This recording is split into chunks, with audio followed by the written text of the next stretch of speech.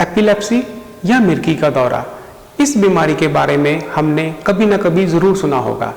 Epilepsy का सबसे आसान इलाज दवाइयों से किया जाता है और हम सब यही जानने की कोशिश में रहते हैं कि मरीज को इन दवाइयों का सेवन कितनी देर के लिए करना चाहिए। मैं doctor Bharat Gupta, neurosurgeon, Cardinova hospital Jalandhar में काम करता हूं और आज मैं आपको एपिलेप्सी के बारे में बताऊंगा और हम ये भी जानने की कोशिश करेंगे कि इन मरीजों को कितनी देर के लिए दवाइयों का सेवन करना चाहिए। एपिलेप्सी की प्रॉब्लम जन्म से लेकर ओल्ड एज तक कभी भी हो सकती है। ये बीमारी अक्सर हम इसको 70% केसेस में इडियोपैथिक मानते हैं, जिसका मतलब कि इसका कोई भी कॉज नहीं होता। किसी वजह से अगर दिमाग में शॉर्ट सर्किटिंग हो जाए तो ये बीमारी किसी को भी हो सकती है। इसका खतरा 2 से 4% हर इंसान में रहता है। बहुत पेशेंट्स में ये बीमारी सेकेंडरी एपिलेप्सी की वजह से होती है।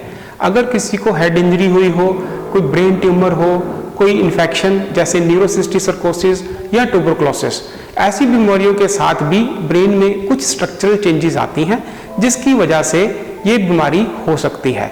बहुत सारे पेशेंट्स में ये भी देखा गया है कि दिमाग का कुछ हिस्सा जन्म से ही खराब होता है।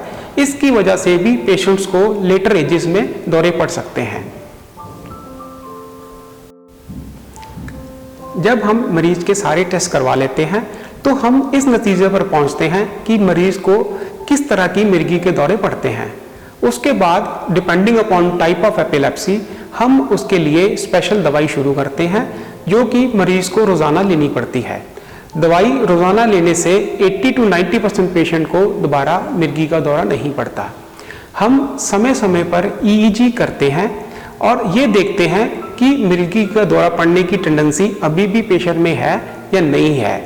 अगर मरीज की EEG में फिर से वो इलेक्ट्रिकल डिस्क कनेक्शन आता है तो हम मरीज की दवाई बढ़ाते हैं या उसको चेंज कर देते हैं।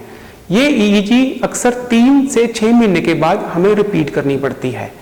अगर पेशेंट का MRI स्कैन नॉर्मल है और उसको पहली बार दौरा पड़ा है तो 2.5 साल के बाद हम EEG करके देखते हैं। अगर EEG ठीक आती है तो हम दवाई को कम करने की कोशिश करते हैं।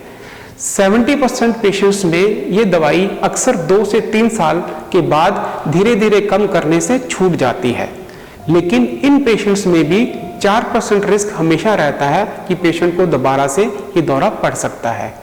अगर पेशेंट को दवाई खाते हुए भी EEG में इलेक्ट्रिकल डिस्कनेक्शन या अरिथमियास आते हैं तो हम पेशेंट की दवाई कम नहीं कर सकते और ऐसे केसेस में मरीज को लंबे समय के लिए दवाई का सेवन करना पड़ता है।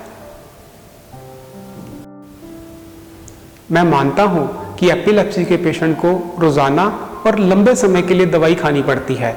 बहुत सारे पेशेंट्स ये सोचकर कि मुझे पिछले 3 महीने में दौरा नहीं पड़ा तो अपनी दवाई खुद ही छोड़ देते हैं। मैं सबसे रिक्वेस्ट करूंगा कि ऐसे पेशेंट्स को कभी भी बिना डॉक्टर की सलाह के दवाई बंद नहीं करनी चाहिए, क्योंकि ऐसा करने से उसे और लंबे समय के लिए वो दवाई खानी पड़ेगी और पेशेंट को मिर्गी का दौरा पहले से ज़्यादा गंभीर रूप से पड़ने के चांसेस और बढ़ जाते हैं। हमें इन मिथ में नहीं पड़ना चाहिए। हमें डॉक्टर की सलाह के साथ ही ये दवाई बंद करनी चाहिए। धन्यवाद।